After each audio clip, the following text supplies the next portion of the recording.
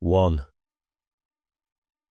The oak tree was very old. One of its lower branches had been recently snapped off, and some 5 feet below, a monkey's head and 3 garlic flowers had been fastened to the trunk by a hat pin. Yet the little girl who was asleep in its shadow seemed unaware of the tree or its strange decorations. She did not even notice a rook circling towards her. She noticed nothing as the blood whispered between her front teeth and slid down her throat. Soon it streaked into her corn hair, but she still noticed nothing. And she wasn't asleep. Deanne Spark was 8 years old and very dead. Against her thigh she clutched a spray of garlic, but this passed unnoticed by the crow as he jerked from her ankle to her kneecap. He was preoccupied with something else. Twice he snapped at the butterfly and twice he missed. The insect was far too quick for him. Provocatively, it flickered in front of his beak before landing on the little girl's nose. Again the crow snapped, but this time the butterfly spread its yellow wings and flew away. It zigzagged for about 1/4 mile before catching up with Gully Rowbottom. It fanned past her ear, but she did not notice. She was aware only of running away from her dead friend, and the butterfly did not stop for it, had somewhere else to go. Her breath flamed in her throat, and her throat ached for water. She was running as hard as she could, her knees beating towards her chin. Before she had time to realize it, she had skidded through a stream and the mud was sloshing inside her socks. She had never been so frightened in all her life. And then, in time to her breathing, she heard St. Peter's Church bells bashing out Sunday. This made her run harder and harder through the thick grass onto the cornfields, and then, out of the corner of her eye, she saw 3 farm labourers waving to her. She ignored them, so they shouted, "Hey! What's the matter, kid? What's the hurry?" But she still took no notice and ran on. And as if by instinct, they recognized her fear and ran after her. Puffing for breath, she refused to look behind. All she wanted now was to reach the village. But she felt she would never make it.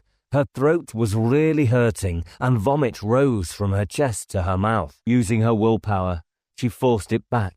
She could still hear the labourers chasing behind. A final stumble through the brambles on the outskirts of the woods before panting on to the main street. She found it easier running now. Left past the cat butcher's, right past the village hall, then turning left again, she saw St. Peter's Church, sharp in the morning sun. She was nearly home. Thorn was very like any other Cornish village, and to Gilly, the Elizabethan cottages and the pub, green fingers in my hair, passed unnoticed as she ran with her news that hot Sunday morning. It was only seconds before she reached the churchyard, and she was just leapfrogging a new grave when she saw her parents coming towards her on their monthly visit to church. But she did not stop.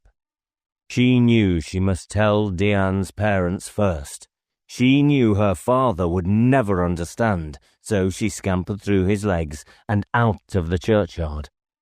As she disappeared, her father's ill-tempered shout proved her right. "Hey! Where the bloody hell do you think you're going? Gilly, my girl! Come back here, this instant! I said come back!" Mr. Rowbottom had barely finished yelling at his daughter when the 3 labourers barged past him. But, other than slightly irritating him, he hardly noticed them. He screwed his face into his neck, callously dismissed his daughter from his mind and stepped into God's tomb. Equally unperturbed, Mrs. Rowbottom followed suit. They both disliked church with a progressive intensity. As she entered, she flicked perspiration from under her fringe on her forehead, and then blinked rapidly as the ice light from the strained glass dazzled her eyes. After collecting their prayer books, they sat in their usual pews and stared coldly at their neighbours. With a slight nod of the head, Mrs. Rowbottom acknowledged a smile from Squire Fenn. Then she grinned knowingly at Lawrence Creedy, actor retired, as the organ music ground down the chancel steps. The cross on the altar burnt white on her eyes, so she closed them, and almost in unison, Rowbottom closed his. Lawrence Creedy watched the couple with amusement and encouraged his lacquered moustaches into a pair of bull's horns. Squire Fenn watched the actor and whistled an Elizabethan air, and they were all glad that midsummer was only 3 days away. The service had barely started when Gilly turned a final corner, cutting her calf on a lamp-post. She ran straight across the street and was nearly knocked down by a lorry carrying liquid chemicals. She panted up to the Sparks confectionery shop. Through the window she could see Diane's father opening a large cardboard box, marked Dolls, Handle with Care. He removed the tissue paper before lifting a pink nude doll into the sunlight which glinted through the sweet jars. It was approximately 4 inches high. Then he tested its arms and legs, making them squeak in arcs like pink propellers. I'll sell them at 6 bob apiece, he thought. Suddenly, a jar of aniseed balls clunked onto the lino. Mr. Spark whirled round. "Oh, Gilly, for God's sake, watch the bottles. Hey, why are you crying? What's the matter?" He took her gently by the shoulders, but she flailed out of his grip and stumbled through the curtain into the living quarters at the back of the shop. She sobbed her way into the kitchen where Mrs. Spark was making strawberry jam, and she was being assisted by her eldest daughter, Anna, who was 23, sexual and loving it. As the girl burst into the room, they both turned to face her. "Diane's dead," the girl blurted out. "Dead? She'd broken her neck. She fell out of the giant oak tree and broke her neck." On the other side of the street, the 3 labourers watched Gilly go into the confectionery shop, but were undecided whether to follow her or not. They debated the pros and cons. "Well, why did she run as though hell were aback of her, James? I never seen a girl run like that, I never." "'Tain't our business, it ain't. We better get back to the fields." Having agreed on their course of action, James led the other 2 back past the church. Victorian hymns droned on to the summer street. Then, without warning, James spat at nothing in particular. The saliva dribbled down. He was a long-distance spitter, and very accurate. As the labourers moved towards the cornfield, Mr. Spark was shaking Gilly against the kitchen sink in spite of himself. "Gilly, the truth now. How could she have broken her neck? She's a damn good climber, and you know she is." "Yes, Mr. Spark, she was a better climber than me, she was. But she swung out on one of them big bows, right out. She kind of spun in the air and then mashed her head in the grass. She screamed horrid. She screamed." Anna's face tightened. She wanted to ask so many questions about her little sister, but the words wouldn't come. Gilly stuttered on as Mrs. Spark's eyes glittered like light on a carving knife. "Now, what really happened, Gilly? The real truth. Who killed her? Who?" No one. It happened just like I said, Mrs. Spark. Honest it did. She swung out on one of those bows." With the sun behind her black hair, Mrs. Spark gripped Gilly's wrist. "Come on, Gilly, the truth! Truth!" Quickly, Mr. Spark realised his wife's intentions and removed Gilly from her grip. "All right, Gilly, it's all right.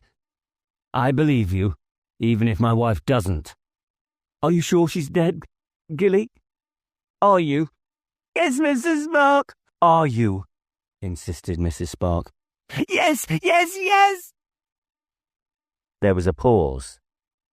They were numb. No one knew what to do. Finally, Mr. Spark said quietly, Will you show us where it happened, Gilly? Will you, please? He did not cry. He wanted to, but the water wouldn't come to relax the corners of his eyes. Please, Gilly. Slowly, Gilly nodded her head as the tears dripped from her eyelashes.